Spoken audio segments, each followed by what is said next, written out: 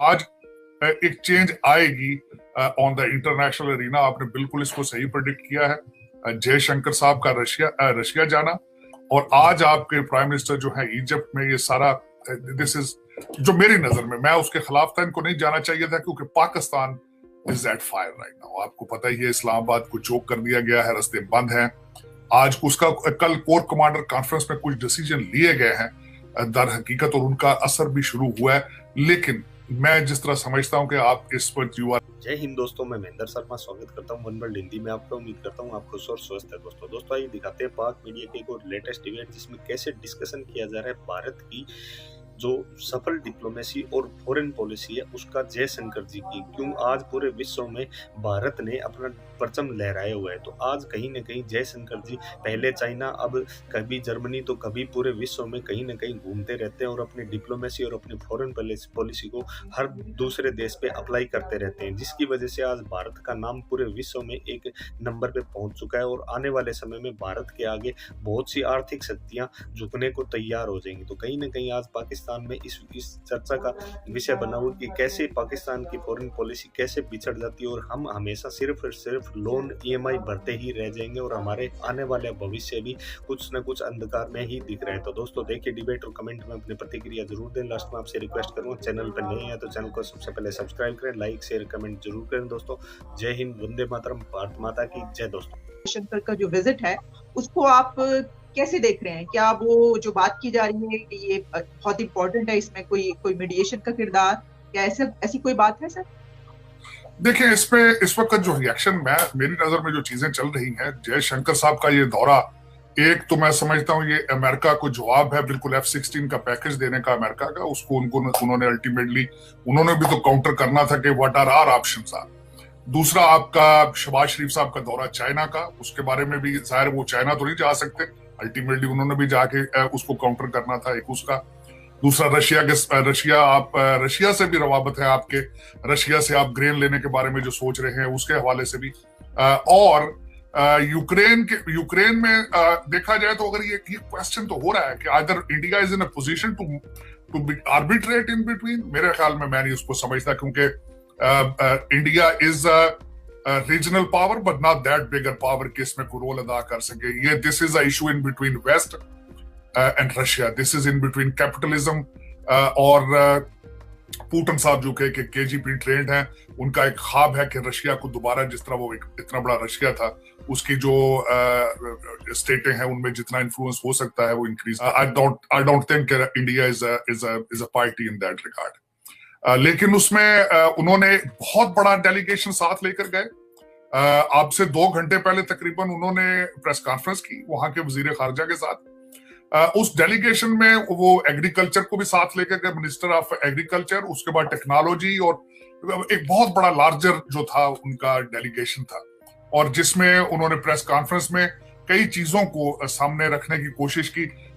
आपने नया एक ट्रेंड देखा होगा कि इस वक्त भारतीय जो भी हाई कमांड होती है, टीयर 1 के जो लीडर हैं, वो डायरेक्टली पाकिस्तान का नाम नहीं लेते, वो पड़ोसी ममालिक क्या के खिताब कर लेते हैं या टेररिज्म का हवाला देकर उसको वो उसमें लपेट में ले लेते हैं। इन्होंने जयशंकर साहब ने अपने तहफुजात का इजहार किया अफगानिस्तान के अंदर से टेररिज्म के बारे में, और ईरान के बारे में उन्होंने ढके छुपे लफ्जों के साथ उन्होंने इनडायरेक्टली पाकिस्तान को मेंशन करने की कोशिश की। लेकिन मैं समझता हूं कि ये जिस तरह आपके रवाबत बढ़ रहे हैं, जिस तरह आपके वजीर आजम जो है इस वक्त इजिप्ट है, आप रिसेंटली चाइना का दौरा था, रशिया से ग्रेन लेने की बातें थी, F-16 अमेरिका ने आपको उसका कहा था, और आपके हाई टीयर 1 लेवल के लोगों का अमेरिका का दौरा था। इन सारी चीजों को काउंटर करने के लिए जयशंकर साहब has gone to Russia to send the signal to the west कि if you have options we have options as well. तो इट वाज अ सिग्निफिकेंट मेरे ख्याल में दौरा है। It was received very well. अब देखें, अब ball is on the court of China, ball is in the court of Pakistan, ball is in the court of America. और उसमें जिस तरह आपने खुद फरमाया है कि इंटरनेशनल पॉलिटिकल अरीना पे, इंटरनेशनल इकोनॉमी पे आज बहुत बड़ा इंपैक्ट होने वाला है। जो अमेरिका के अंदर मिड टर्म इलेक्शन है, 435 सीट्स जो है टोटल, वो सारी कांग्रेस की, they are on the line, जिसमें 29 सीट्स डेमोक्रेट लूज करेंगे, अबाउट 23 सीट्स रिपब्लिकन एक्सपेक्ट कर रहे हैं कि दे विल विन। अभी तक जो बैलेंस था वो 222 थे डेमोक्रेट, रिपब्लिकन 213 थे।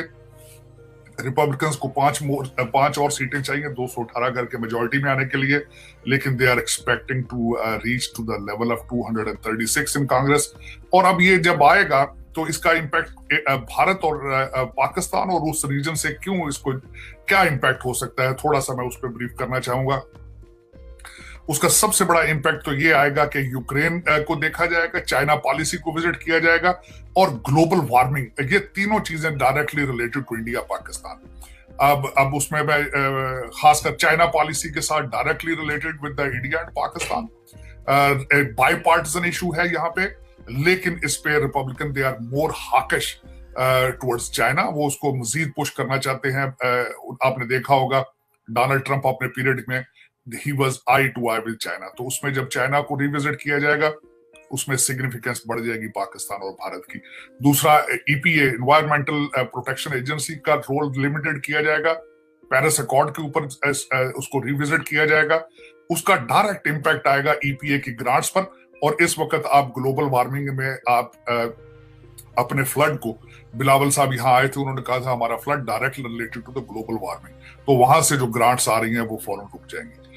तीसरा इम्पैक्ट आएगा इसका, जो उनकी विश लिस्ट है रिपब्लिकन्स की, वो बाय बर्थ सिटीजनशिप है, उसके बारे में उसको रिविजिट करेंगे कि अगर यहाँ जिस तरीके से लोग यहाँ पे आते हैं अपने बच्चों की पैदाइश के बाद चले जाते हैं और बच्चे सिटीजन हो जाते हैं, ये उनकी नेक्स्ट है। उसके बाद इन चीजों, ये they are directly related to the India Pakistan policies.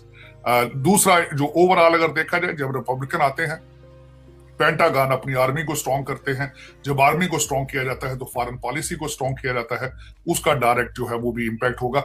बिलखसूस मैं एक छोटी सी बात भूल गया हूं, जो तीसरे चौथे नंबर पर जो चीज सबसे ऊपर थी रिपब्लिकन विश लिस्ट, वो एम्बैरसमेंट ऑफ अफगानिस्तान विड्रॉल। उसको आपको मैं याद दिलाना चाहता हूं, आज से तकरीबन 1 साल पहले 22 रिपब्लिकन सेनेटर्स ने बिल पेश किया था कि अमेरिका जो अफगानिस्तान में विड्रॉल हुआ है और जितने पुअर तरीके से हुआ है उसकी इन्वेस्टिगेशन होनी चाहिए। That's number 3 on the agenda, वो भी डायरेक्टली पाकिस्तान को उसका इम्पैक्ट होगा। यूक्रेन के हवाले से Hunter Biden is number 1 agenda of the president son, उनकी corruption in Ukraine and China, जब वो लिख जाएगी तो रशिया यूक्रेन को भी कवर किया जाएगा। दूसरा, हमारे स्पीकर साहब चेंज हो जाएंगे, केविन मैकार्थी रिपब्लिकन। अब उनका एक कोट मैं करना चाहूंगा यूक्रेन के हवाले से। इस वक्त तकरीबन $24 बिलियन पर मंथ जो है वो इंटरनेशनल एड जा रही है यूक्रेन को टू सर्वाइव। उसमें उनका बयानिया था केविन मैकार्थी का कि हम ब्लैंक चेक नहीं दे सकते यूक्रेन को, क्योंकि we are facing recession in our own country, तो उसको भी रिविजिट किया जाएगा। और रिपब्लिकन जो हैं उनको पहले भी कुछ एतराजात हैं कि किस किस्म के आर्मामेंट्स यूक्रेन को दिए जा रहे हैं, क्यों दिए जा रहे हैं, तो सारी चीजें विजिट करेंगी। आज एक चेंज आएगी ऑन द इंटरनेशनल एरिना, आपने बिल्कुल इसको सही प्रेडिक्ट किया है। जयशंकर साहब का रशिया जाना, और आज आपके प्राइम मिनिस्टर जो है इजिप्ट में, ये सारा दिस इज, जो मेरी नजर में, मैं उसके खिलाफ था, इनको नहीं जाना चाहिए था, क्योंकि Pakistan is at fire right now. आपको पता ही है इस्लामाबाद को चोक कर दिया गया है, रास्ते बंद हैं। आज उसका कल कोर कमांडर कॉन्फ्रेंस में कुछ डिसीजन लिए गए हैं दर हकीकत, और उनका असर भी शुरू हुआ है। लेकिन मैं जिस तरह समझता हूं कि आप इस वक्त you are at the verge of bankruptcy, 7-8 billion foreign reserves हैं आपके पास। इन हालात में प्राइम मिनिस्टर को यहां होना चाहिए था। और मुझे इतराज है नून लीग पर भी इस नाजुक वक्त में, हालांकि I am not affiliated with any political party, लेकिन if they are political consider themselves, Maryam Nawaz को भी पाकिस्तान में होना चाहिए था। और जो हमारे दूसरे उनके शहबाज शरीफ साहब के जो प्राइम मिनिस्टर हैं, उनको भी यहाँ होना चाहिए था। लेकिन ये कि इस वक्त अगर देखा जाए, और अभी रिसेंटली अभी मैं एक तो खैर इंटरनेशनल लेवल पे देखा जाए, खान साहब का कल का एक इंटरव्यू था जिसमें वो सही आंसर नहीं दे सके, और उनका जो allegation on 3 people related to the FIR on his attack, उसमें कोई भी सॉलिड बात नहीं कर सके। और आज उन्होंने एक और ब्लंडर ये किया है कि TRT जो टर्किश टीवी है, उसको उन्होंने इंटरव्यू दिया है कि मैं 1 साल भी इलेक्शन का वेट कर सकता हूं, लेकिन इकॉनमी ये नहीं चल सकेगी। तो खान साहब आप आज सुबह मैंने हामिद मीर साहब ने अपने प्रोग्राम में इनका एक पुराना मैसेज चलाया जब मौलाना फजलुर रहमान साहब अपने लोगों को लेकर इस्लामाबाद आ रहे थे, तो खान साहब ने कहा था कि आप इस जो कुछ भी कर रहे हैं इसमें नुकसान पाकिस्तान का है। तो आप इकानमी की बात करते हैं, पाकिस्तान की बात करते हैं, आपके सिटिंग सूबाई वजीर उसकी वीडियो गर्दिश कर रही है, एक जो है आपके सुपर हाईवे के ऊपर क्रिकेट खेल रहे हैं, एक जो है कुर्सी लगाकर बैठे हैं, फयाजुर रहमान साहब चौहान साहब वो थप्पड़ मार रहे हैं, आपके सिटिंग वजीर पुलिस की उनकी प्रोटेक्शन में सारा कुछ कर रहे हैं, और आप बात इकानमी की कर रहे हैं। खान साहब आप कैसे आप समझते हैं कि 20 करोड़ लोग जो हैं वो बिल्कुल ही अंधे हैं और बहरे हैं? जब आपने जो हामिद मीर ने वीडियो आपकी चलाई, आपने हवाला दिया था कि एक मजदूर जो दिहाड़ी लगाता है आज वो किस तरह अपने बच्चों को फीड करेगा शाम को। तो खान साहब आपके दौर में क्या हो रहा है आज? आप रियासत मदीना के अमीरुल मोमिनीन हैं और आपने खुद मजदूरों की दिहाड़ियां आज बंद करा दी हैं, तो आपको कोई इस चीज का एहसास नहीं है। आप बात इकानमी की कर रहे हैं कि मैं इलेक्शन का वेट कर लेता हूं, इकानमी नहीं रुकेगी। तो खान साहब आपने तो एक साल में 3 फाइनेंस मिनिस्टर चेंज किए थे। आपके जो नौ रतन है, आपके जो वो लोगों को अभी तक भूले, उस्मान बुजदार को भूल चुके हैं लोग गुजर साहब की स्टोरियां, रियाज मलिक साहब की स्टोरियां भूल चुके हैं। आप समझते हैं कि लोगों का शायद हाफजा इतना कमजोर है, आप जो सुबह कहें शाम को कुछ और के लोग मानते जाएंगे। लेकिन इस वक्त अगर देखा जाए तो मैं आलिया बड़े दुख से कहूंगा कि काफी अरसे से मुझे पाकिस्तान से कोई अच्छी खबर कभी नहीं मिली। मैं हमेशा ये बातें कर करके यकीन करें मुझ पर असर होता है। आज सनाउल्लाह साहब की प्रेस कॉन्फ्रेंस थी जिसमें उन्होंने खुद फरमाया है कि 2 सूबों ने फेडरेशन के ऊपर अटैक कर दिया है। और मैं तीसरी बात एक बताना चाहूंगा Alia, this is not to bash Pakistan but the real picture of Pakistan वो ये है, खान साहब ने जमान पार्क के अंदर अब अपनी हिफाजत के लिए गिलगित बिल्तिस्तान की पुलिस को बुला लिया। उन्हें पंजाब पुलिस पे भी अब उनका एतमाद नहीं रहा, उनसे भी खतरा है उनको। उन्होंने बिल्तिस्तान की पुलिस को कहा है कि मेरी हिफाजत आके यहां आप करें। ये आपके सर्कमस्टांसेस है कि समान पार्क में तीसरे जगह से पुलिस आ रही है। आपका जो इंटीरियर मिनिस्टर वो कह रहा है कि 2 सूबों ने अटैक